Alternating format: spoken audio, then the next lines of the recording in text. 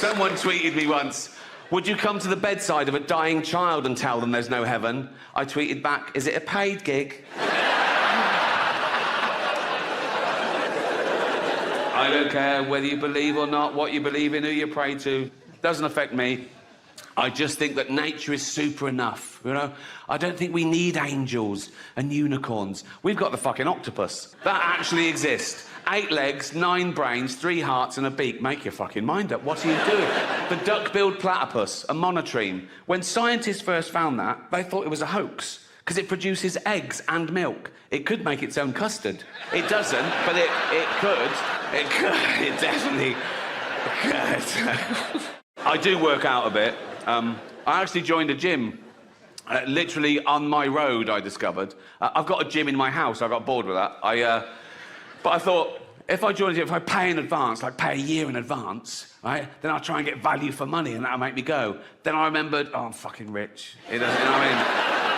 I could join a different gym every day for a laugh. Just go along and go, there's £2,000. They go, see you tomorrow. I go, you'll never see me again.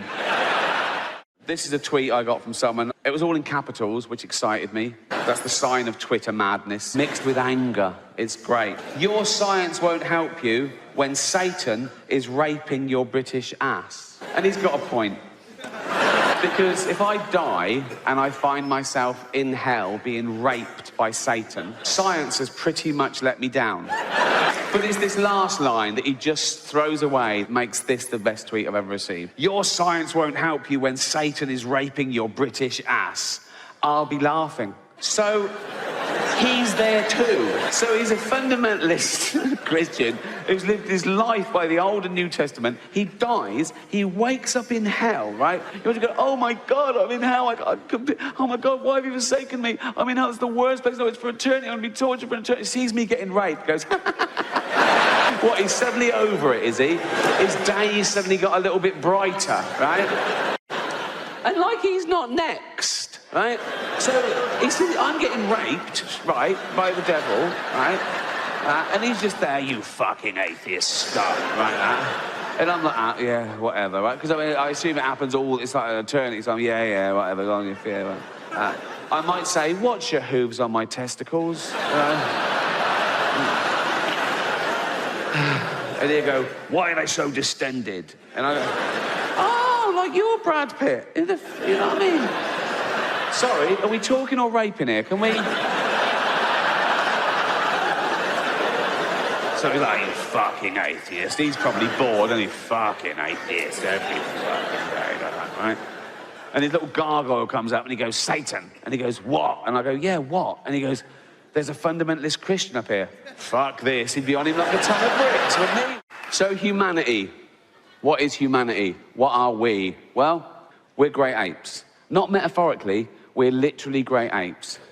We are 98.6% genetically identical to a chimpanzee. We're closer to chimps than chimps are to gorillas. We left our common ancestor about 6 million years ago. We have the same life cycle. Same life cycle as any other animal, which is our parents mate, we're born, we grow, we mate, our parents die, all our friends die, and then we die. Now, my 7-year-old niece didn't like hearing that, right? But I said, you've got to look. I said, stop crying. I said, you're 7, you know, today. So, any more grisly than this party's cancelled. So, whenever I'm working up a tour, I try and think of things that has happened to me and how my life's changed. And I thought of one for this tour, and it was hugging. Right? No one's been hugging for the last couple of years, which I preferred. I liked that. I never liked hugging. I liked it when you couldn't hug, right? I always felt awkward. I never know when to hug. I didn't hug anyone growing up. I didn't hug anyone until I came to London. People like a working class kid on an estate in Reading. You don't hug people. You don't hug your fucking dad or your granddad or your brother. You wind them up. You take the piss. That's our hug. Give you an example. We were at our dad's funeral, and I was out in the graveyard with my brother Bob, right? Bob was having a cigarette, right? And our Uncle Mike came along. We hadn't seen Mike for like 25 years. He hadn't aged well. He was an old man, right? And Bob sort of looked at him and recognised him and went, fuck me. Like that, right? And then Bob looked around the graveyard and went, is there any point you going home? And Uncle Mike laughed and went, always nice to see you, Bobby, like that. And that was their hug. Do you know what I mean? When I left school, my best mate was a bloke called Mark, right? We did everything together. And we took a year out before we went to college to earn money to get pissed, really. And we did. It was the best summer ever. But then something happened. His grandmother died, and he lived with her, so it was a big deal. And he went to the funeral, and the first place he came after the funeral was my house. He sat down in his little black suit, and it was just quite... I didn't know what to say. No hugging, right? So I just went, how was it? He went, it was awful. He said, she was cremated, and we all went outside to watch the smoke go up, and the wind changed, and it all blew in our faces, right? And I went, what, in your mouth? And he went, yeah. I went, I took a chance. I said, did it taste bitter? And he went, yeah. I went, that was her clitoris.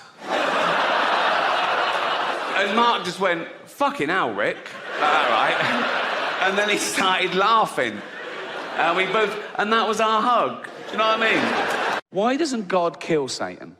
That's what I'd ask him. If I was wrong and I met God, and I go, oh, you do exist. He'd go, yeah. I go, well, in which case, I've got a few fucking questions, mate. In fact, the first one would be, why did you make chocolate kill dogs? What's... mental. Also, if you hate homosexuality so much, why did you put the male G-spot up the arse? What is wrong with you? Then I'd say, why don't you kill Satan? And he'd go, what? I go, why don't you kill Satan? If he does all the bad stuff and you do all the good stuff, yeah, and you want good stuff, yes, yeah. I mean, you do want, yes, yeah. And you could kill him, couldn't you, if you wanted? Yes, because you can do anything easy, yeah.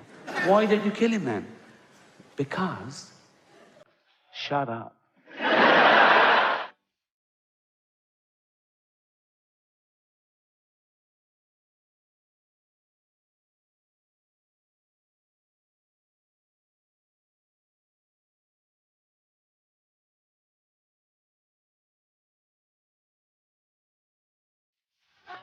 Call yourself a comedian? You're about as funny as... Now, I thought he was going to go for the jugular and say Miranda, or... I'm joking. Right. Call yourself a comedian, you're about as funny as a fart at a baby's funeral. He was trying to hurt my feelings. But his big mistake was choosing something that would be fucking hilarious. As if that would... A fart at a baby's funeral. Big echoey church. Everyone just silently sobbing like that. Tiny little coffin, tiny little coffin. And someone farts, you'd laugh. Even if it was your baby. You know, no. If you're at the funeral, it's been dead a week, do you know what I mean? You're probably up for a giggle. Particularly if you're the father. If you're the mother, you probably still find it hard seeing the funny side of things. Oh, women. Hello. How you doing? Great. Thank you. Wow. Oh, calm down. Shut the fuck up. Thank you. What a lovely welcome. Just for that, I'm going to try my hardest tonight. I know what you're thinking. You're thinking, Rick, relax. We've already had our money's worth just seeing you. What? You're a legend. Shut up. Why is he... I'm not a god. Why is that? I'm just an ordinary guy, you know, going around talking to people. Sort of like Jesus. In a way, but better. Well, I've actually turned up, so... I'll leave you with one final story, right? It's another true story. If I say they're true, by the way, they are. I promise, they're all true. And this is probably my favourite school story ever. It was 1976 again, so I was about 14. And we had a kid in our class called Gary Masterman. And Gary developed Tourette's syndrome, like every sentence of the swear word. And he had a tic, because we learned all about it in assembly. Gary was up there, all the teachers knew him, all the kids knew him. He was a popular lad, right? And, yeah, nice guy, Gary Masterman. But sometimes his tics seemed relevant. And I'll never forget, we were having this lesson with a young female teacher called Miss Wilkie. She was at the blackboard, and she was doing those calling out suggestions. I can't remember what it was about, but she'd go, Simon, what do you think? Yeah, that's good. Yes, that works, yeah. Brian, what do you... Yeah, good, yeah. And she went, Gary. He went, I'll finger you, miss. And she just went, anyone else? And she pointed to Sean Dixon, and Sean went, yeah, I'll finger you. Who are your comedy heroes and influences? When I was growing up, I loved The Bilko Show. Every week, he's trapped, he's in this, you know, it could be prison or whatever, it just happens to be the army. It laid out the blueprint for sitcom, I think. I love Bilko. And I loved Abbott and Costello. Chuck, what? Do we have to sleep in this room? Why, you're not afraid, are you? No. But if you see a pair of pants flying through the air, don't grab them. Why? I'll be in them! I loved Abbott and Costello, I did, but I always felt that I had Laurel and Hardy. Well, here's another nice kettle of fish you pickled me in. I think they were too sophisticated for me when I was a kid. There was something I didn't quite latch onto about them. I don't know why. It's the relationship that I love. You know, I'm with this idiot. It's almost like I'd be okay if it wasn't for this fool. And it's the way they share that screen time that Stan's the idiot and he says stupid things. And Ollie can't believe he says those things. Well, what's the matter? Where's that clock? What clock? That clock you paid $290 for. Why, that's ridiculous. Where would I get $290? Where's that clock? I don't know. He said he was going to keep it in the dark.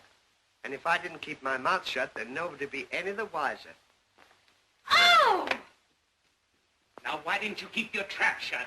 And I think there's a certain amount of that with you and Jeff. You take turns. Sometimes you're the Stan, where you say the wrong thing and it's out there. And sometimes you're the, why do you say that? What, you're an idiot.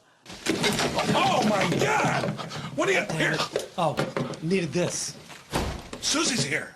What? What is going on here? What are you doing here? The amount of sleep that I've lost... What thinking are about you this... doing here? Listen, and I'll tell you. Sammy's shelf has been on my mind.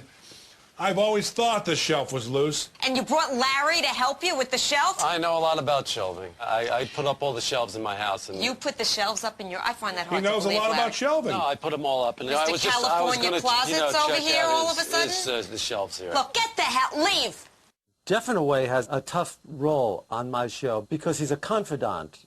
Sometimes he's just there to be helpful to the story. You know? It's such a useful character, though, isn't it? Because he knows everything. And, I couldn't do the show without that character. It's almost like setting you up. You know, it's sending you on your way. And yeah. Now, Cheryl is so adept at doing that kind of thing. Oh, by the way, did you tell Wanda she has a big ass? I didn't tell Wanda she Yes, had you a did. big ass. She'll always know exactly how to make a scene funnier. Why? What's the big deal? What if I did say she has a big ass? So what? That's not so terrible. What's the matter with a big ass? I like big asses. There's no problem. You like big asses? I don't mind a big ass. I mean, no, that's not necessarily no, big. This is interesting. No, what? You love big asses? No, I don't love big asses. How big do you like them? I like them just the regular. I like them just like yours, okay? Oh, That's how I because like mine 'em. is really big. and No, I it's like not 'em big. really big. It's not. It's good size. You just said I love big asses I and I know. like yours. And completely gives herself over to it. No ego at all. Always knows where to take a scene to get it funnier. All there's this stuff nothing is kinky. unfolding now. Nothing's Which unfolding. is interesting. After years together, I'm just finding out. What are you like, crazy? all these No, sexual that's things so about you that I untrue. have no idea. No, I'm not the deviant. I didn't say deviant. Presumably you get the ideas from real life, their observations or things that you think may happen. And is it all for the comedy, or is there any part of it that's you getting something off your chest? I'm not consciously trying to get things off my chest, I don't think. But things do occur where I go, this will be a good thing to do on my show, that had I said it at the time, I would have gotten something off my chest. Right. Like this one scene that we did, the check came and Cheryl and I were out to dinner with another couple. Larry. No splitting. Please. No splitting. You picked up the last one. Thank you. Stu. Anyway, thanks, Stu. That's very nice of you. Thank you. You're welcome. What about me? You can thank me too? And thank you, Susan. You're welcome.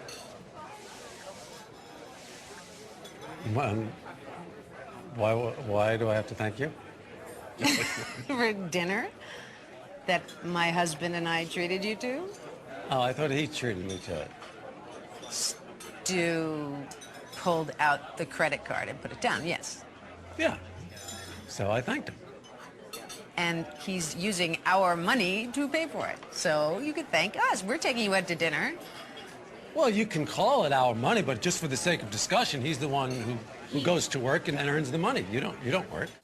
So something like that came up in my life. You know, I thank the wife. I'm not a sociopath. I can't say that, you know. But I knew immediately that this is something I want to do on the show.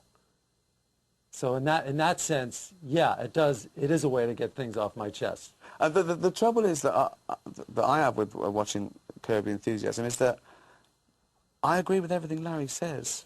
Outside that sort of mild male autism where it's probably better that he doesn't always say what he's thinking, I think he's right. Well, that's why I like that Larry so much better than this Larry. It would be great to be like him, wouldn't it? Wouldn't it be freedom. great? Yeah. The freedom, not burdened by conscience. Absolutely. Not ringing people up and going, I'm so sorry. Just going, nah. Yeah. He's happy, that guy. Look what's going on with this kid. Wow. Honestly, it's huge. It's a bigger penis than mine. He's got a bigger penis than me. We all have the good thoughts and the bad thoughts. But, you know, nobody ever expresses the bad thoughts. We just think them and we don't say them. Yeah. But the bad thoughts are funny. I saw your son at the pool. Yeah. Kid's got some penis on him. It's pretty good. What are you saying? Your son. His penis. Wait, what are you saying that been for? Hey, it's a compliment. What's the big deal? What's the compliment? Well, how's it bad? How's it bad? He's got a nice big penis. So what? Well, I'm not talking about your wife's tits. This is rude. You can say my wife has nice tits as long as it's complimentary. And when you come back and you say that, you know, I mentioned his kid's penis, she says, Why would you do that, Larry? and you say, and this sums up what I think a comedian's mind, you say, I took a risk. And that's what comedians do. Sometimes you think, well, mate, you know, it might go down well, it might not, but I just say it. I mean, that's how we're all going through life, isn't it? Just not saying what we really want to say. We're going through life compromising. Exactly. For the good of everyone. Right. Yeah. I suppose that's why people like yourself don't compromise in your art. That's where no one can get hurt. It's up to you. Art, you're allowed to be a complete fascist. There's no, what about me? It doesn't matter. I don't care about you. This is you do your own program. I'm in charge of this. There should be no compromise in art. I think it's because there's I don't know about your case, but in my case, I'm such a liar in my life. Not really. Well, lying about or keeping things to myself. I see what you mean. Yeah, not really telling my true feelings. That I feel like I want to go completely the other way when I have the opportunity. And that's why you create superheroes like Larry. Well, I think if you're any good, you kind of have to have a compulsion to tell the truth. Absolutely. Don't you think? Absolutely. Yeah.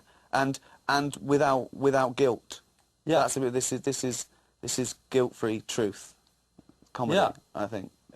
Now, when I'm at home, I watch hours and hours of Discovery Channel and History Channel. Hours. Discovery Channel, History Channel.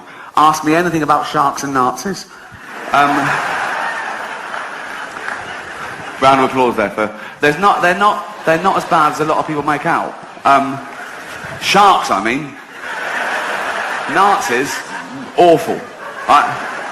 Sharks, brilliant. Amazing creature. Okay, it can hone in on a floundering fish, right? Through the vibrations that it picks up through electrical impulses, through sensors in its flank. It doesn't need its eyes, but contrary to popular belief, their eyes are very good, okay? But it can smell and taste the slightest human secretion of blood and sweat, 1 part in a billion from a mile away. A shark would have found Anne Frank like that. Nazis, rubbish. I've been to her house. It's tiny. Every day they went in. Okay, let's move on. Sarge, can we look upstairs today? No, there's no one down here. Move on. Sarge, what's that tapping?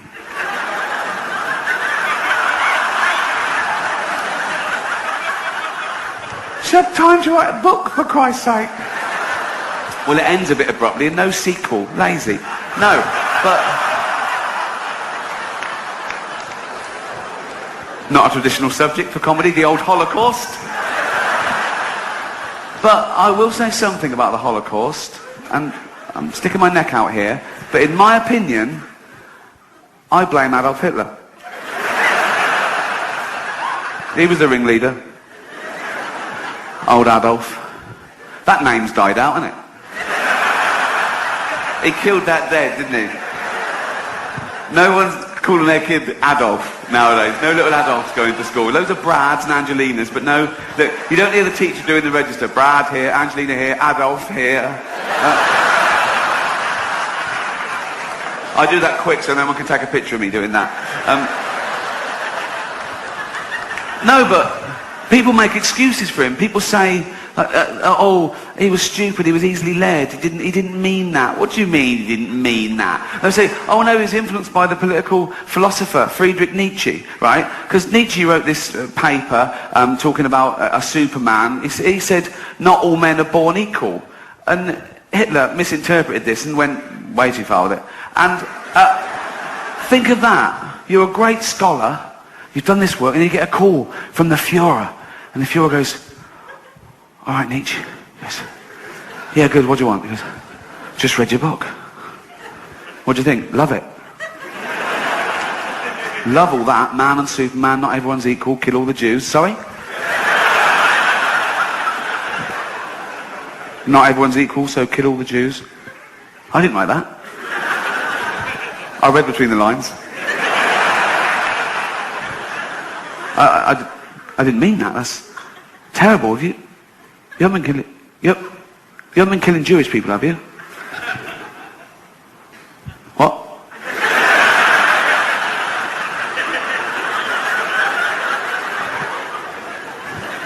Have you been killing Jewish people?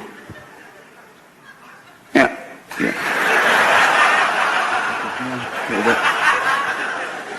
A few. How many?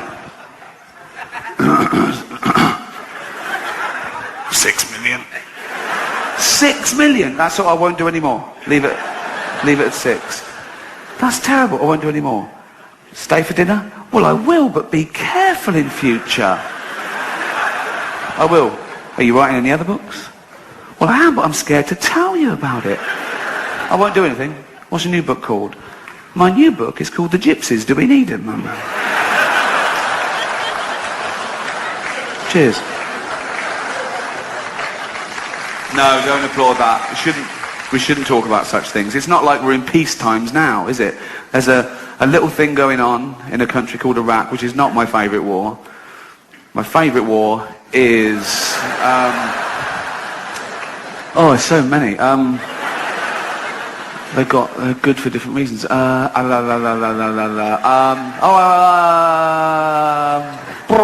Falklands. That's probably the Falklands, because we won that one, and it was great. It was against Argentina. Yeah, weird.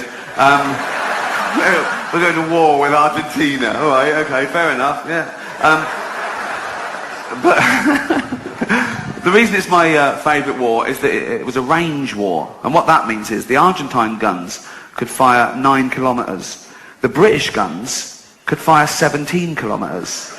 So we just parked our ships 10 kilometres away, and theirs were falling into the sea, and we were shelling the shit out of them.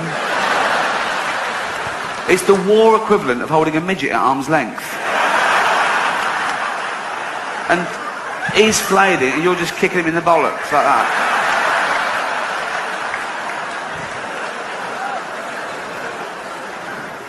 Vietnam, best soundtrack. Second World War, best ending. That had to be the end. That was a great finale. You couldn't follow that, could you? People are worried about that. They go, oh, atomic energy. Oh, it's bad. The effects are still being felt today. But, oh, it ended a war. And that's good. And it was discovered by Einstein. And he's a genius. And in his 1903 paper, he said that light could be described as discrete bundles of energies that when irradiated onto an unstable... What maniac thinks like that? Really? I'm not a doctor, but I think that's what turned Stephen Hawking's mad, too much thinking. Do you know what I mean? The universe is expanding. Of course it is, Stephen. Yeah, of course it is, yeah. Jeez. Take a day off, go for a walk. Not a walk, but I mean, no. Open a window. Watch a bit of TV. Robot Wars is on. You love that, don't you? Greatest mind on the planet.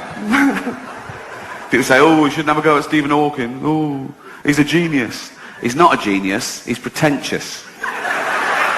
Born in Oxford and talks with that fake American accent.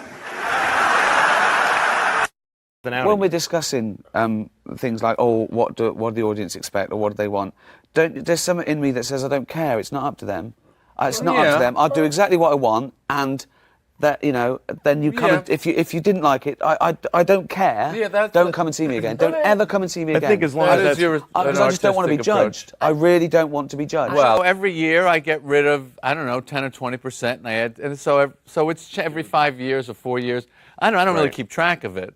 Right. But I do feel like there are those core things. But you don't work like that. You like to create a show, and that's the show. I like a whole. But those 200 shows you do. What did you say? 200 or 600? About 200. Okay, so by the end of that, that's an act. That's an act, and that's ready for HBO if they want it, and bye. But you must be coming up with stuff all the time, and so you gradually evolve the act. You do new stuff. Yeah. So I like to keep evolving it. Like Jack Welch ran GE. Every year he fired the bottom 10%. Right. That's the way What's I do your it. oldest stuff? How old is your oldest stuff? Like, is this like sourdough bread that there's always a piece from? 10 years. 10 years? Yeah. I've been doing suction grade 10 years. Yeah, I can't do, I mean, I'm like, I grew up Woody Allen, Prince. I like short geniuses. Every year Woody Allen has a new movie. Every year Prince has a new album. Right. There's well, that's why I look at it like you're you're writing a book. And that's the way I look at it. Like, but Jerry's point is that stuff. when you go and see Prince, you want to see his greatest hits, not his new album you haven't heard. No, not necessarily. I want to see both. Not necessarily. I want to see both. But I think if you leave out... Maybe today I want to see the hits, but there was a moment there there was a 20-year period in Prince's career where I just wanted the new shit. I couldn't wait for this. Well, you know what I always think is that if people come and see you, because I have an ongoing relationship with my audience, I think, and a lot of people come back to see me. If somebody sees you on TV doing a special and they see the stuff they love, and then they come see you live and they see it live, they'll actually be happy. Right. But they won't come back again. They'll go, I know what that guy does. If they come and see you live after the special and it's completely different. Yeah, I don't know where that's another argument Chris and I have had. Are they coming to see you or are they coming to see the act? They're coming to see you. They're I absolutely coming to see you. Of course, but this level, of course they are. They're not coming to discuss the evolution of the comedy. They're coming to see Jerry Seinfeld, aren't they? They want it's an event. Yeah, but I think Louis is right. If they see the exact same thing, then they won't come back again. Those people will not come again. Yeah. But also the challenge of that, of like, there's a huge amount of pressure. People are coming, they paid a lot of money, they had to park, and they got in a fight with their date or whatever it is. So there is a lot of, there's a huge challenge in not having your old act. But I think you rise to the occasion. You don't rise to the occasion if you don't put the void there. Right. If you take away your old material from yourself, like one thing I started doing when I was developing Hours is I'd take my closing bit and I'd open with it. Right. Just to fuck myself. Just because then I have to follow my strongest bit. That's how he got good. You see this attitude? And then my closing bit tough guy. I've been watching him. Yeah. Well, because then the end of your act cauterizes it. It gets stronger just because because you don't have a choice. You know what I mean? Cauterizes. So that's why I started doing that. You get rid of all your best weapons, and you have to, or else you're dead. But don't you think sometimes it brings something out when we're discussing things like, oh, what do the audience expect or what do they want? There's something in me that says I don't care. It's not up to them. It's not up to them. I'll do exactly what I want, and that then you come. If you didn't like it, I don't care. Yeah, don't come and see me again. Don't ever come and see me again. I think as long as because I just don't want to be judged. I really don't want to be judged. Well, then you're in the wrong business completely. Never wanted to what do you mean, though? Why? You're going up there to be judged. No one is more judged in civilized society than a stand-up comedian. Every 12 seconds you're rated. Yeah, that's right. But that's the feedback. That's what it gives you. They laugh or they don't. What I mean is, I'm not entering a competition. I'm not entering a popularity contest. You are in a competition. No, I think Ricky's got the right attitude as long as it works. In Well, other words, it seems to be In other working. words, he doesn't care, and that's funny to people, and that's making them laugh, so it's okay. Artistically, you're not entering a Yeah. competition. You're absolutely right, and you should write for yourself, blah, blah, blah. Yeah. But when you play Radio City Music Hall or Madison Square Garden or whatever, you're competing with Led Zeppelin that was there the night before, or Prince, or Well, whatever. you're competing with something. You're competing with to sell those tickets. Whatever I mean, you have to get to a level to sell a certain number of tickets. I mean, every room you're in. You're competing with the people that played that room, and you have to be at least as good as the other people that played that room. What I mean is, I don't How's change that? anything that I wouldn't want to do or has ever done to find an audience. I do what I do, and somewhere in the world, there's enough people that want to come and fill that venue. Absolutely. That's exactly right. It's like Darwinist, really, because you have your thing that you do, and then people flock to it. And if you don't, if they don't, they don't, and then you die. Remember the first time you met another kid that was funny? Yeah. That was a big That deal. was just so exciting. That was a big deal. I was in Yeah. 3rd grade, and I met a kid that was funny. And What was his name? Do you remember? Jimmy Tenney. Jimmy Tenney. And we started making each other laugh. Mm-hmm. I mean, you remember kids that were like really funny, funnier than you? Oh, way funnier. And then you go off and you make this whole career out of it, and they're going, fuck, I could have done that. Well, there's guys that beat Jordan in basketball. But I assume They're out there. you were always I beat funny, them. weren't you? I mean, I was always I trying thought to be everybody funny. was funny. I only, like you said, I only hung out with the funny kids. Yeah, but my family were funny, all the friends, but that was the important thing. Yeah, Where I yeah, grew up, right. once you'd paid your way, the point was to have a laugh. Mm-hmm. And that was usually, ribbing people, sort I of ran play into fighting. there was a kid named Colin Ryan I went to junior high school with. And my first day of junior high school, it's a very scary step from elementary school. From being like eating a lunch with a milk in the class, and then you're taking a shower with a bunch of kids. Like first day of junior high school, and I'm in the shower and I'm terrified and I don't know anybody. And then this kid next to me he just points and shows me that he's peeing on the kid next to him, who has no idea, who's just showering. He's peeing all over him, and I just died laughing. And he made me laugh that way a million times. And then I went to my high school reunion, and he was just kind of depressed-looking guy now. Right. And I told him that story, and I could see that the glimmer was a little faded. But then he said, somewhere that kid is walking around, he still doesn't know I peed on him. I don't know what he does for a living, but He it's not pees on comedy. people still. Still pees on Louis people. C.K. said this was really funny. Is it funny? It's not funny now.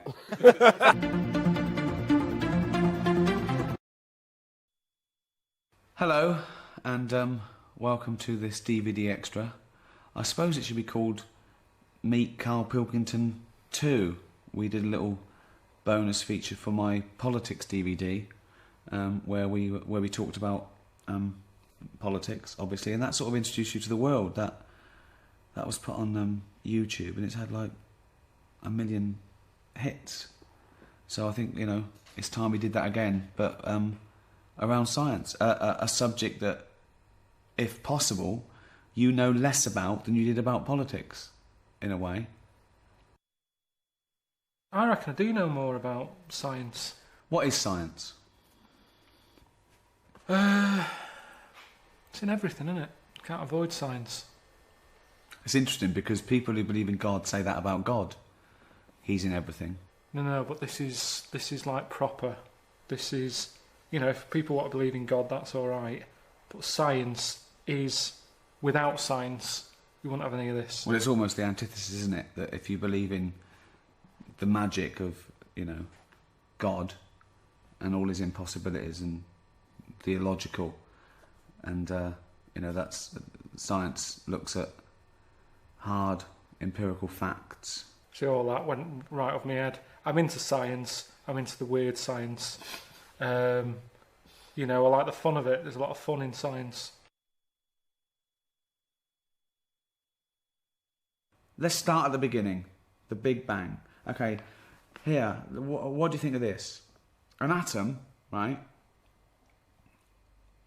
is mostly nothing.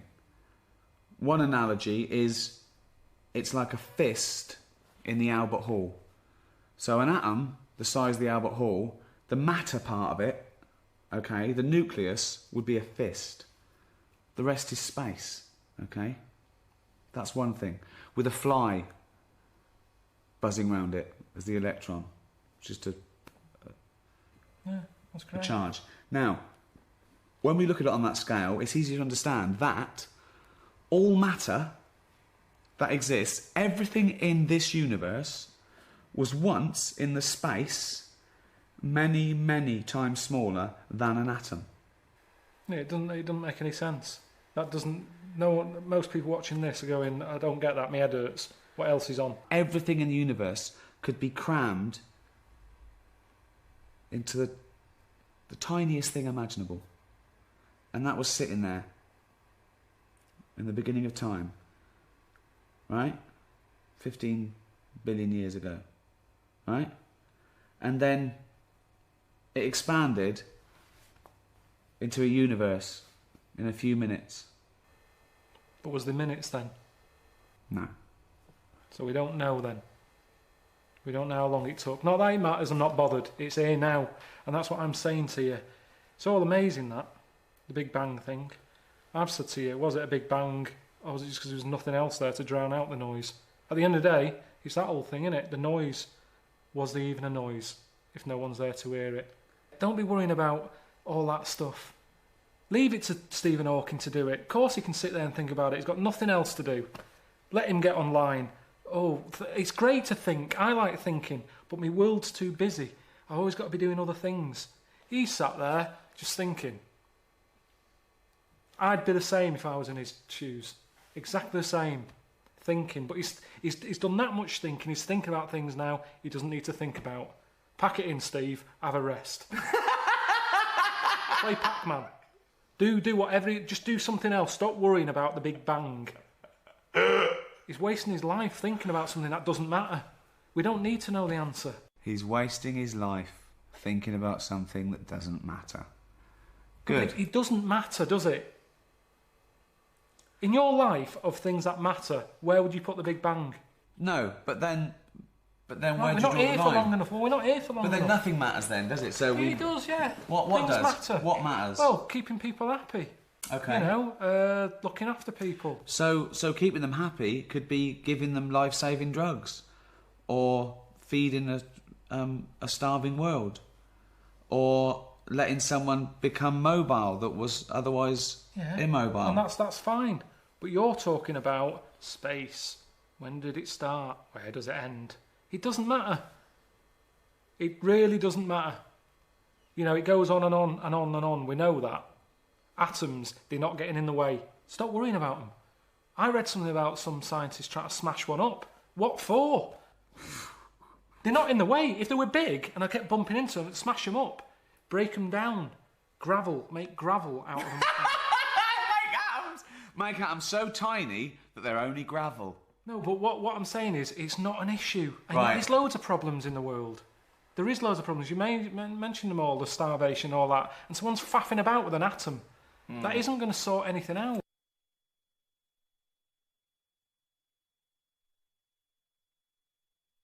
Some people say mathematics is the tool of science. You need maths to do anything in science of precision. I believe that. You do. I like doing DIY. I've told you, there's a lot of maths involved.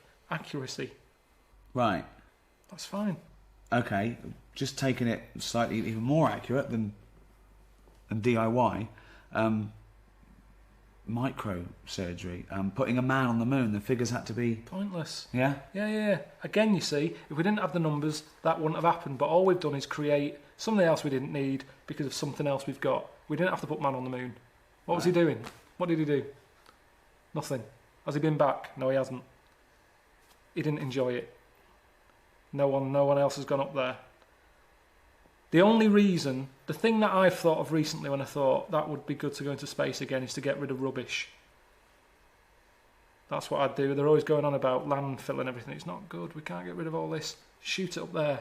Stick it into space. It's expanding. There's loads of space. Stick all the shit up there. Don't be sending a man up. I heard that one of them astronauts knocking a golf ball about on the moon. Leave your golf clubs at home and take some shit up with you and tip it. Yeah, but do you know how much fuel is needed to get a kilogram of something up out of the Earth's atmosphere and into space? Tell me. He had a golf club with him. A golf ball. Okay, but how much rubbish do you think we can really get rid of? As much as you want. But how much fuel does it take? I mean, it's a matter of economics as well. Think of the fuel that would take a bin bag full up into space would far outweigh that bin bag being on Earth. But they keep going into space now. They're not going to the moon. They knock around space, messing with satellites. Right. Less astronauts, a couple of bin bags.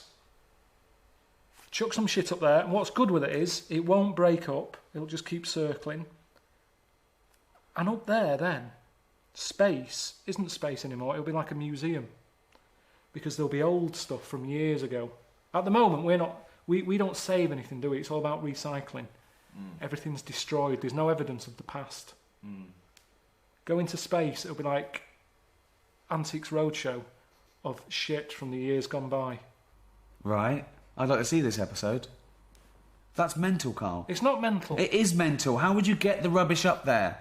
In the rocket. Yeah, but you don't know anything. Do you know how much fuel it takes to burn? But they're going up anyway. I'm just saying, at least if they're going up there, do something. Do something different. It's space. There's nothing in space. Well, let's put something there. That's what we do as humans. We don't like plain space. We fill it. That's what we do. So just chuck some shit into space. That's all I'm saying. If you're up there, get rid of a few bin bags. Brilliant. That's space. There's nothing... Don't you understand what I'm saying? There's nothing... Yeah, but it's mental. It's everything's wrong with it. It's once again a terrible, flawed theory.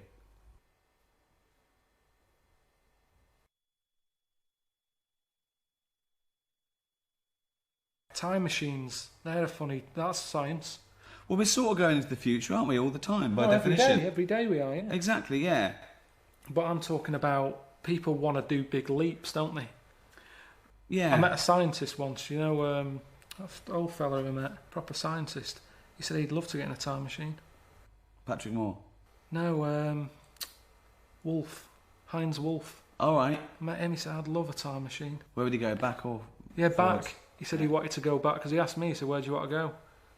And I said, I think I picked a holiday that I had. So you went back 5 or 6 years? Because I knew exactly what I'd be going back to. I enjoyed that week. I'd be going back. I wouldn't have to pay for that holiday. I've already paid for it. It's not like I'm turning up and someone's going, get out, you shouldn't be here. I was there. So you're going back because you reckon you'll save 400 quid? Well, it's 250. It was a bargain. In Mallorca, a villa, swimming pool, 3 bedrooms. That's what you'd use a time machine for? I'm just saying, why do people always have to jump so far So back? hold on then, let me get this straight. Are you going back and it's you now and you've had that 5 years and you're loving it, oh, I remember doing this, or are you going back and just reliving it like a memory and no one knows the difference and nor do you? It's like you're just doing it and then you have to... No, everybody there doesn't know I've gone back in time. Right. But So you've come from the future then? Yeah, but they don't know that. No, I know, but you're in your body then, you look like you did then, but actually it's Karl 5 years on. Yeah, but I'm having the same holiday and I'm going to enjoy it more. So you're not coming back with going like, oh, Rita, go and get that checked out. No. And no? Just having a holiday. But the weird thing is, this professor bloke, he wanted to go back. He said he wanted to go back when, like, cavemen were knocking about to see how they sort of mooched about and how they survived. See, that to me is more interesting than going back on a holiday I've already had. I'll be honest. You wouldn't go back to being a caveman. You'd hate it. You'd be going, oh, God, send me back. And they go, no, you've got to stay here for a bit. It's an expensive machine. About 10,000 years. Yeah. I don't understand. I wouldn't want to go forward either. So when you went back, so suppose you went back to cavemen times, right? You are you, right? You'd fit in fine. I'd be brilliant. Yeah. I'd be the king. Maybe. No, I would. Right. What would you do then? How How would would you... like you said, they'd be They worried go. Yeah.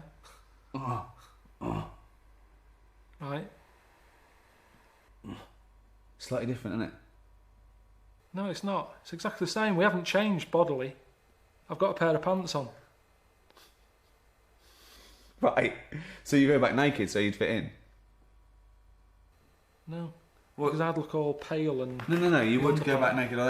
They would take your pants off. The first thing they'd do, if you went there with pants, they would rip your pants off. No, they wouldn't. They would. You can't go back with pants on. You've got to go back naked. It's summer. They're walking around naked. Why would you go with pants on? Before you get in the time machine, you'd have to take your pants off. No, because I want to come across like I'm something from the future. Okay. So I walk in, they're going, whoa. What are they doing? What do they say? They just can't believe it. They're going, what's going on? What do you say? I say, I'm just visiting. What are you wearing then? What are you wearing? This. I've gone like this. Okay. They would definitely want to see. No, they wouldn't. They would, They wouldn't, because they're sick of seeing it. To them, it's like being on a nudist beach. They're no longer looking at cock and bollocks and tits and arse. They're seeing it every day. To them, it isn't weird. To me, I'll probably be looking at them and put some pants on. I don't understand why they couldn't do that, really. I think they did the wheel before the pants. Really? Yeah, I think they did. I think they did.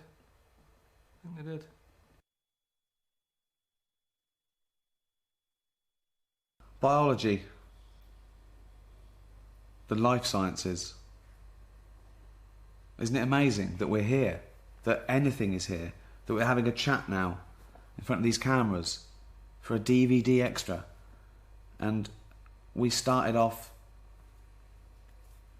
as a single cell, a blob, a little thing that had the right temperature in the right compound, the right minerals, ultraviolet.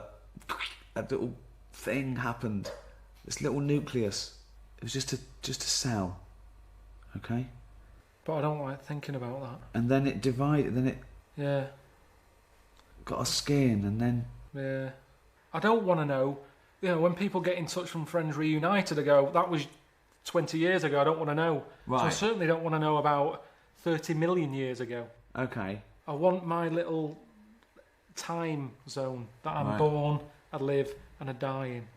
Okay. That's all I can worry about. I don't Doesn't wanna know. fascinate you at all. It doesn't fascinate you It's at all. amazing, but it hurts your head, doesn't it? I don't like it. I don't just like by it. chance something happened, a genetic mutation, and then that was chosen by nature. It worked. It survived. Okay. But certain things work and they're not that impressive, like slugs. You always say, well, it's evolved. It hasn't evolved. Okay. We share about 70% of our genetic material with a slug. What's 70%? Well, What 70% has that got that I've got? it's got 70%. I've coughed up stuff that looks like a slug. If that's a 70% you're talking about, but there's nothing else. Nothing in a slug. There is. Nothing. You share DNA with an onion. I've heard that. That's the roundness of the head, probably. I'm telling you that the slug has about 70% of the same genetic material as the human species. We're that close. We're that close. All the hard work was done then, in terms of like getting it right. A slug got it right. A slug is as evolved as us. It's perfect. It's not perfect. Why? Okay. Definitely not perfect. Why? Why isn't it perfect? It's just not great. I've had to deal with slugs a lot when they were like blocking up my shower. Right. There was a gang of them in the tube. How can they be as evolved as me? What are they doing? Sat there, just all mushified. Mushified! Right, talk me through it. What happened? Just was having a shower and the shower basin filled up. I was Right. like, what's going on here? Yeah. So I got a plunger. Right. So bits of black stuff. I'm thinking, what is this? I had to unscrew the plug hole bit. Couldn't quite get down there. Yeah. To take the tiles off the side of the shower thing. Right. Got in there, unscrewed it all, got the pipe. Just slugs all in there. All sat in there, blocking it up. Don't know how they got in there. But that's what I'm saying to you. They don't know what they're doing. What they're doing knocking about in there. Get out! Now, what are they doing? I don't know to this day what they do. I watch insects, I like insects. They survive. That's what they do. They're chosen Yeah, but by they nature. don't know. There's another one. There's loads of insects knocking about the house. There's a spider in the outside shed. It's not an insect, nor is a slug. Slug is a mollusk, spider's an arachnid. Alright. Okay. Spider's in the cupboard outside. Right. I'm not joking. It's been there now for about 2 years. Right. Could be 3. Okay. Same one. It's quite big. Right. Just sits there in the corner. Right. I go in. I smash its web up. Why? because I don't want it there. Right, fine. I don't want to kill a spider. Right. But I'm sort of saying, I'm wrecking your house. If you move, there's no problem, move. I go back, it's built its web again. Just sat there like that, doing nothing. What is the point? Well, it's not doing nothing, is it? Well, it's building its house every time hunting. I wreck it. It's hunting. It's not even doing that. Well, it is. That's what it. That's how it does it. It's made a web, and things fly into it. Then it wraps them up, sucks the juice out. Right. But for what? To then sit in this shed. What It's are not you in doing? Existence. What Why are you- doesn't it go? But you're eating. You're staying in your flat. You want to go back to Mallorca 5 years ago. What are you doing? What are you doing? Oh, it depends. I've been. Who knows? Who knows what's going to happen in another billion years? You'll be the slug. The human race could be the slugs. There could be this amazing being that evolved from us. Going, what are they doing? People go, well, you know, 70% of their genetic material. You don't know how it's going to go. You stood on the shoulder of giants. You stood on a few slugs. You told me in your flat, but we share our ancestry with those slugs. We are related to slugs. I have never watched Who Do You Think You Are? And we've gone in your family tree. Do you know Terry the Slug? He's a great uncle of yours. We don't need to know where we've come from. And nobody would want to hear that either on that programme. You would not want to hear that. Yeah, but you're... It's nothing to do with us. Oh. It's happened. It's all an accident. But it's a matter of degrees. Your brother. Right, okay. Very close to you. Your I cousin. haven't seen him for about 12 years. Okay, genetically speaking. Couldn't get closer, okay? It's the closest you can be. A brother, a son, a mother. Except a clone. An identical twin, okay? So, cousin, a bit less. Great cousin. Bloke round the world. Chimp. Marmot. Mouse. Bird. I don't know what you're doing now. You're just saying words at me. What's a marmot? Doesn't matter. It doesn't matter. It doesn't matter. But you're related to him. You're related to him.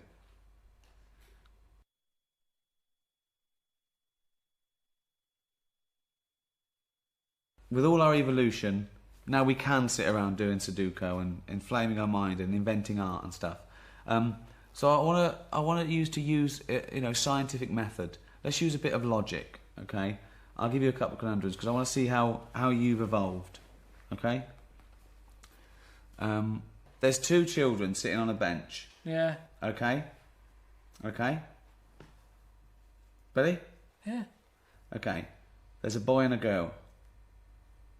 Okay? They're the kids on the bench. Yeah. There's a boy and a girl sat on a bench. Yeah.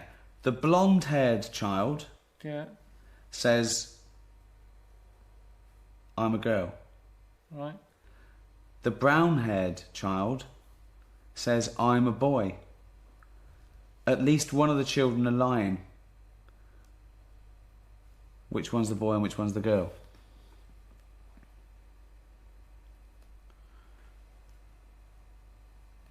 But what else can I see there?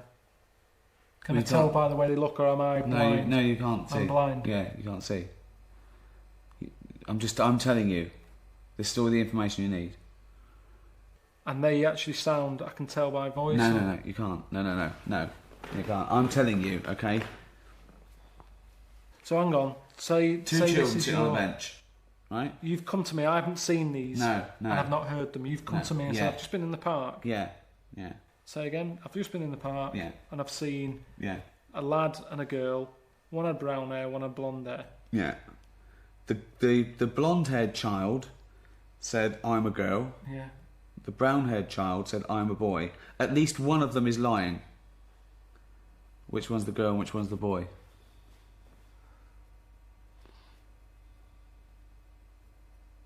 I don't know. Well, think. I don't want to. Why don't you want to? I don't want to work it out. It's a very easy one. Just think through the scenarios in your head. I'm a girl. Who said that? The brown-haired one. I'm a No, girl. the blonde-haired one said, I'm a girl. One of them is lying. Yeah, at least one of them is lying. The lad. So just the boy is lying. Oh, both of them are.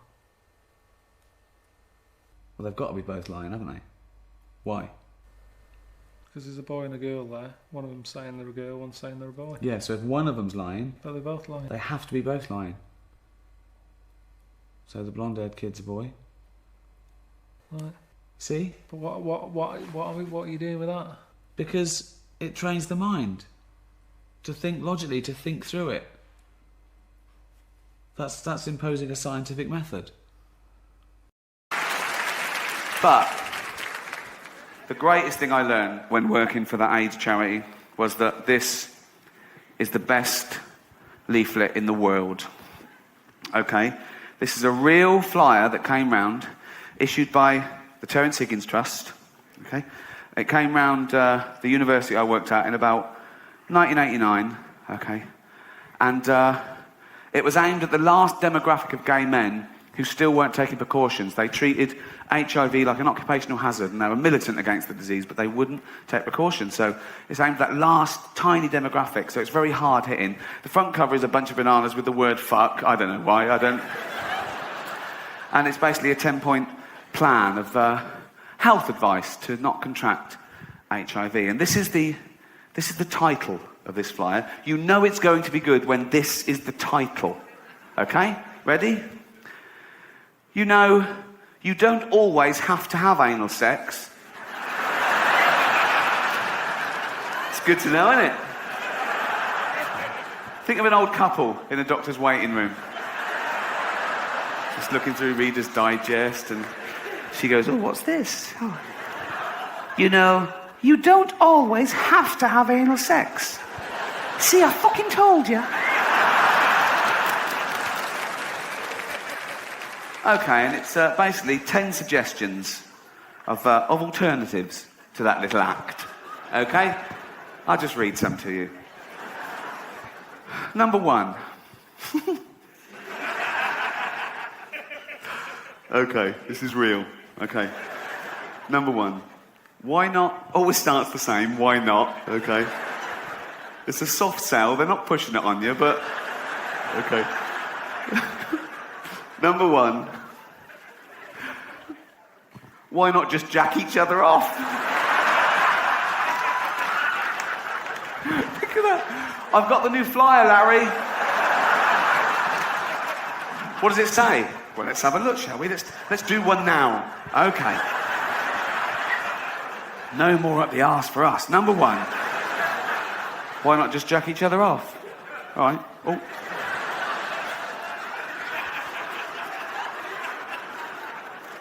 Number 2. Always starts the same. Why not? Right. Number 2. Why not just come on his back? It's the casual nature of it. Like it's a recipe. Why not just throw in an onion?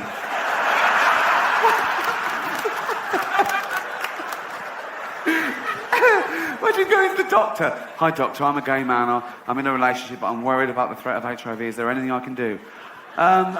Just come on his back.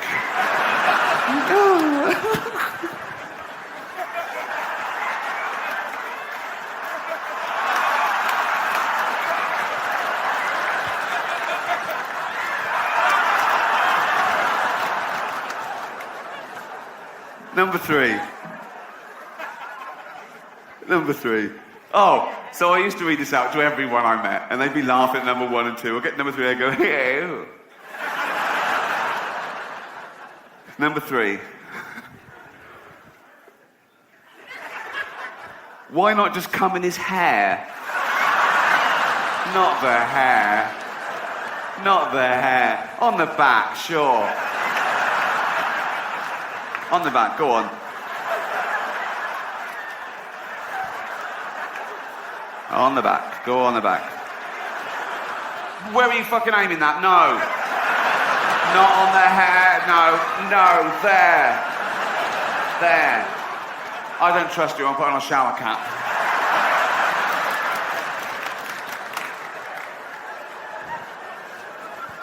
Not the hair. Number 4. Oh, okay. I have not before or since heard such great use of the term e.g. as in this next sentence? Number 4. Why not try? So that people can think this is a bit difficult. Like, just please have a go. Okay. This isn't brain surgery, this next one, but they put in try. Okay. Why not... Why not try coming into some fruit? E.g. watermelon. Like, they put that out without that bit. People were going, well, what fruit? Oh, not a pineapple. Fucking hell. Oh, no. Oh, what fruit? Just to be, need to be specific. We thought arses were all right. They're not. What fruit? Watermelon. Thank you.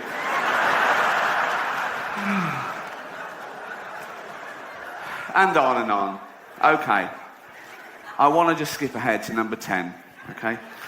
Because this may be the greatest sentence ever written. I'm including Shakespeare in this. Dickens. The Office. Number...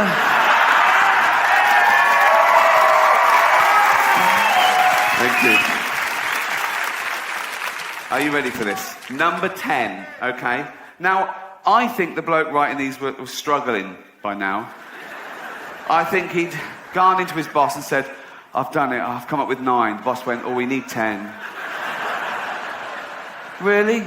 Yeah, we need 10. I've got 9. We need 10, really. I'm coming in hair and fruit and everything. I mean, we need 10, we need 2 rows of 5. We need 2 rows of 5, definitely. It's the symmetry I like. Just come up with another one. You've got half an hour. We go to print. You've got...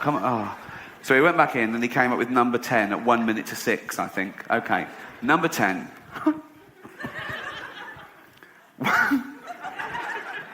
Still with a why not. Okay. Number 10. Absolutely real. Ready? Why not both come out of a window?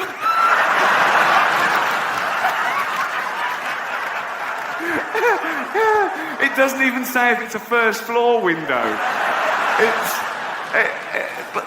Morning.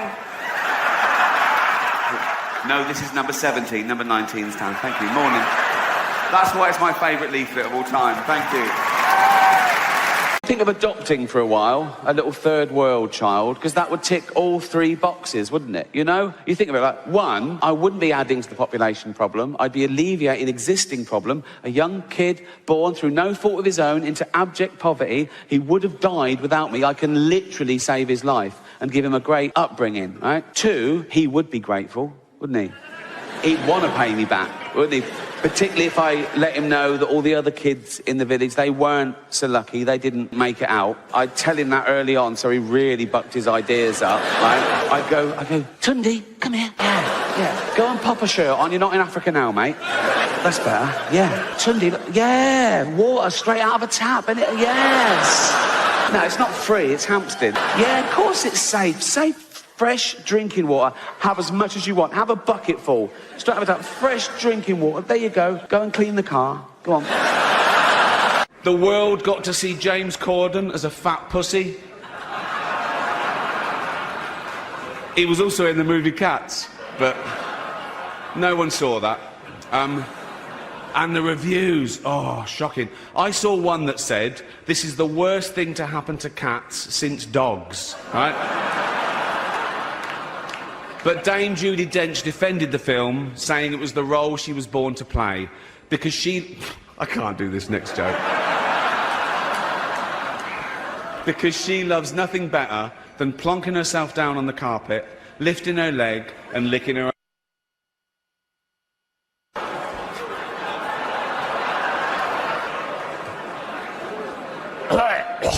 Furball. She's old school. It's the last time, who cares? In the event of the plane landing on water, your life jacket is equipped with a whistle. The plane hits the water, smashes to bits. Everyone's dead except you by a miracle. You're bobbing around in the Atlantic Ocean. 4 degrees that water is, right? You've got about 15 minutes before hypothermia sets in, right? Or eaten by a shark, or you drown, and you're hoping they've dispatched air sea rescue, and you're going, oh my God, I'm bruised and broken. I'm going to die. I don't want to die. What happened now? I don't know what I'm doing. Hold on.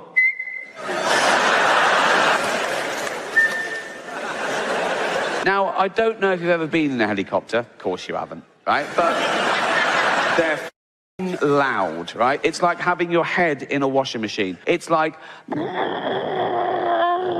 that. So you're over the Atlantic Ocean at night, you go. Never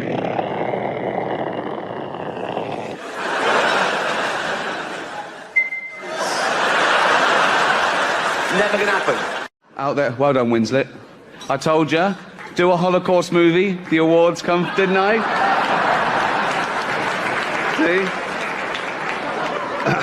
See? Trouble is with Holocaust films, there's never any gag reel on the DVDs. I don't know, there isn't. It's, now, don't do it. It'll be fine.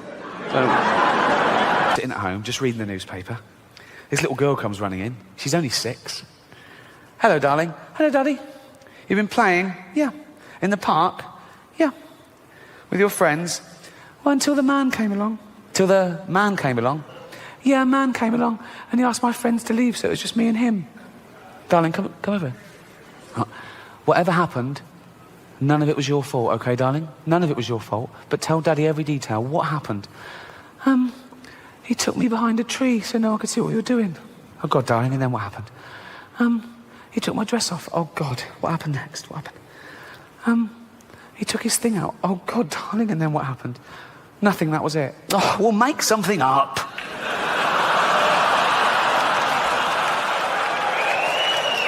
I haven't offended anyone. I didn't mean, it's not my fault. There's a lot of powerful people here, so if I said it's... Honestly, I like a drink as much as the next man. Unless the next man is Mel Gibson. I need your love. You free my mind. I need your love. Yeah, you free my mind. This show should just be me coming out going, well done, Netflix, you win everything. Good night. But no, we got to drag it out for 3 hours. You could binge watch the entire first season of Afterlife instead of watching this show. That's a show about a man who wants to kill himself because his wife dies of cancer, and it's still more fun than this, okay? Spoiler alert, season 2 is on the way, so in the end, he obviously didn't kill himself, just like Jeffrey Epstein. Shut up. I know he's your friend, but I don't care. And I think that's the important thing, because I've often said that people get offended when they mistake the subject of a joke with the actual target. Yeah. And they're not necessarily the same thing. You can make jokes about any subject. It depends what the joke is. Yeah. There's no rules. You can't joke about this. You can. You should be able to. You just can. Yeah. Okay? And there's nothing sacred. But people then they go, wow, yeah, but you shouldn't hurt people's feelings. Well, you can if their feelings are wrong. Yeah. You know, if you don't like the facts, don't change the facts, change the feelings. Yeah. You know. Jada, I love you. G.I. Jane 2, can't wait to see it. All right?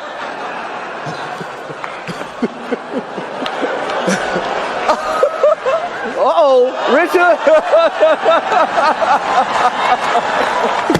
Oh, wow. Wow. Will Smith just smacked the shit out of me.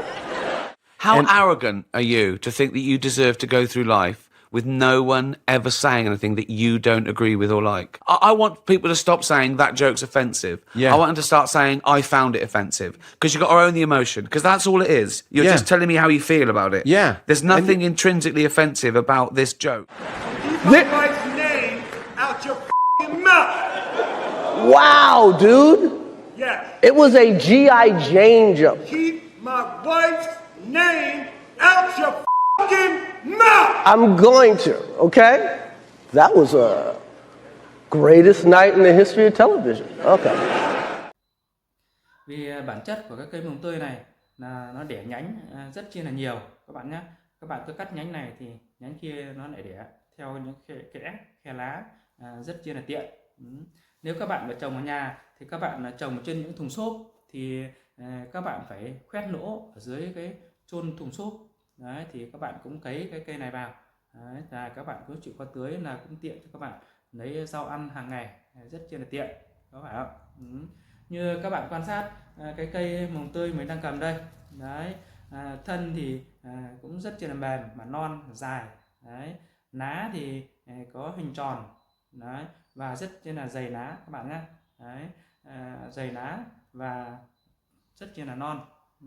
Với cái lá này là các bạn ạ, là nó có cái vị nhớt. Đấy, có phải không? Lá mồng tơi là nhớt. Thế cái lá này có công dụng như ngoài các bạn nấu canh hay là xào xáo, nấu nướng, ăn để thay đổi những rau xanh của trong gia đình hàng ngày, thì nó còn có nhiều những tác dụng mà các bạn cũng chưa thể biết được. Đấy, sau mình sẽ phô các bạn về những cái tác dụng của những cái cây mồng tơi mà từ tay mình trồng ra đây. Bản chất của cây mồng tơi này giới thiệu với các bạn là nó chứa được rất chi là nhiều những chất như vitamin A, B, C, K, cho nên là rất chi là tốt. Đấy, về cái chất rau xanh. Về cái vi chất của cái cây mồng tơi này, bởi nó có rất chi là nhiều những chất nhớt, cho nên là có thể là chống được những bệnh như tiểu đường hay là bệnh táo bón, nó cũng rất chi là tốt từ những cái cây mồng tơi này. Đấy là để giới thiệu cho các bạn là như vậy. Ngoài ra thì còn ngăn ngừa được những cái bệnh như tim mạch. Đấy, từ những cái cây mồng tơi mà mình cũng đang cầm ở trên tay đây. Đấy là cũng một vị thuốc nam rất chi là tốt. Ví dụ như là các bạn ví dụ như chảy máu cam, các bạn cũng có thể lấy từ cái cây mồng tơi này chế ăn hàng ngày. Đấy, hay là xay nước uống. Đấy, hoặc là các bạn có thể bạn nào mà mất ngủ thì các bạn cũng nên ăn những cái cây rau mồng tơi này tăng cường hơn để cho các bạn đỡ phải mất ngủ và tăng những giấc ngủ sâu giấc hơn sẽ rất chi là tốt. Bởi vì những cái chất của trong cây mồng tơi này mà mình đang cầm đây. Đấy, bản chất của cây mồng tơi này là nó sống là theo bối, sẽ nở ra giống như một cái hoa gạo, rất chi là tiện và không tốn diện tích với cây mồng tơi này. Đấy, còn có hai loại mồng tơi các bạn nhé. Như đây là mồng tơi là mình đang trồng ở vườn, còn có cái loại mồng tơi nó neo ở giàn thì các bạn thì chỉ ăn lá thôi các bạn nhé. Bản chất của cái mồng tơi này, nếu các bạn mà để già mà không cắt đi thu hoạch còn ngọn nào thì các bạn cứ để già thì nó sẽ ra hoa cũng độ quả các bạn nhé. Mà quả thì có màu tím mà rất chi là đặc trưng cho một cái mồng tơi này, rất chi là đẹp, và quả nó thành chùm như chùm nho và rất chi là sai. Đấy, nếu mà các bạn mà trồng ở giàn để neo mà các bạn không thu hoạch thì nó sẽ già lên như vậy. Đấy, còn đây là mình sẽ thu hoạch mầm nào ăn được là mình sẽ cắt luôn, nên mình không để do hoa, nên các bạn hôm nay là nó không có hoa mình không giới thiệu các bạn được. Vậy qua video lần này mình cũng giới thiệu sơ bộ với tất cả các bạn về cái tác dụng của một cái cây rau mồng tơi, và nó cũng là một vị thuốc nam rất là tốt. Vậy xin chào tất cả các bạn và hẹn gặp lại các bạn ở video lần sau, mình sẽ giới thiệu kỹ hơn. Xin chào tạm biệt, hẹn gặp lại.